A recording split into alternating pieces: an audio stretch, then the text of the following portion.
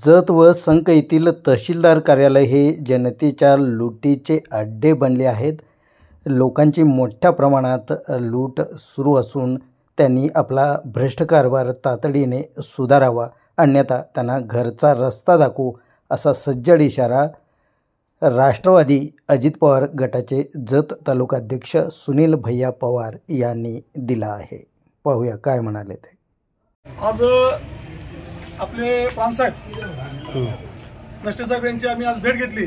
जत तालुक्यातल्या जत आणि संक तहसीलदार कार्यालयाच्या तक्रारीविषयी आम्ही त्यांची भेट घेतली. कारण गेले 5-6 महिने एक वर्षभर झालं हे नवीन तहसीलदार येऊन आणि खालच्या त्या मॅडम पण येऊन त्यांचा कारभार अतिशय अनिर्बंध आणि चुकीच्या पद्धतीने चालला आहे. आम्ही आता वास्तविक आम्ही माहितीतली माणसं, आम्ही सत्तेतली माणसं, आमचे नेते गोपीचंद पडळकर एकदम याच्याविषयी स्ट्रिक्ट असताना देखील ही जी दोन्ही कार्यालय आहेत, ही दोन्ही कार्यालयाच्याकडून अतिशय भ्रष्ट आणि अतिशय चुकीच्या पद्धतीने कारभार केला जात आहे. आम्ही आतापर्यंत शांत राहिलो की आज तर सुधारतील, उद्या तर सुधारतील, प्रत्येक वेळी यांना आम्ही संधी देत गेलो, पण यांच्याकडे कुठलीही सुधारणा होत नाही. खाली संघची जी तहसीलदार कार्यालय आहे त्या तहसीलदार कार्यालयाकडून साध्या ॲफिडेव्हिटला देखील 100 रुपयाची मागणी होती. मग सगळं उत्खनन असेल तर प्रत्येक ठिकाणी पैशाची मागणी चालू आहे. तिथल्या तहसीलदार कार्यालयामध्ये 155 असतील किंवा 85 सेक्शनच्या खाली जी कामं आहेत त्याच्याकडे अवास्तव निधीचा, अवास्तव पैशाचा मागणीचा यांच्याकडून मागणी होत आहे. आम्ही तहसीलदार साहेबांच्या एक कानावर घातलं की तहसीलदार साहेबांना सांगितलं ह्या गोष्टी चुकीच्या आहेत, ह्या गोष्टी बरोबर नाहीत, असं करणं बरोबर नाही, तुम्हाला करिअर आहे, तुम्ही अशा गोष्टी करू नका, तुमचे जे लोक आहेत त्या लोकांना सावरा तुम्ही. तरी कुठलं सावरलं जात नाही, काही नाही, प्रत्येक ठिकाणी पैशाची मागणी वाढली आहे. त्यासाठी आज आम्ही प्रांताधिकारी साहेबांची भेट घेतली आणि प्रांताधिकारी साहेबांना आज सांगितलं की असं असं आहे, तुमच्या कार्यालयामध्ये तुमचे दोन्ही तहसीलदार कार्यालयात चुकीच्या पद्धतीने चालत अशी त्यांना कल्पना दिली.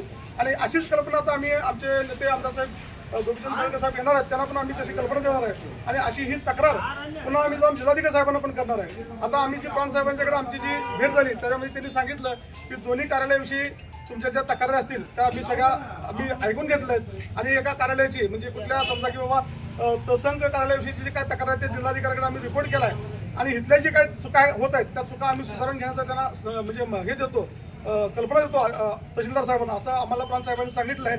त्यामुळे त्यांच्या आश्वासनाला किंवा प्रांतसाहेब एक चांगलं व्यक्तिमत्व आहे. प्रांतसाहेब चांगला माणूस आहे आणि प्रामाणिक माणूस आहे. काम करण्याची त्यांची लकब पण चांगली आहे आणि त्यांची निष्ठा पण चांगली आहे. तर त्यांचा विश्वास ठेवून आज आम्ही थांबलेलो आहोत. त्यामध्ये काय सुधारणा होते का पाहिलं जाईल. जर नसेल तर आम्ही जत तालुक्यातली जी पीडित लोक आहेत त्या पीडित लोकांना घेऊन पुन्हा ह्या लोकांना प्रतापवित केल्याशिवाय सोडणार नाही.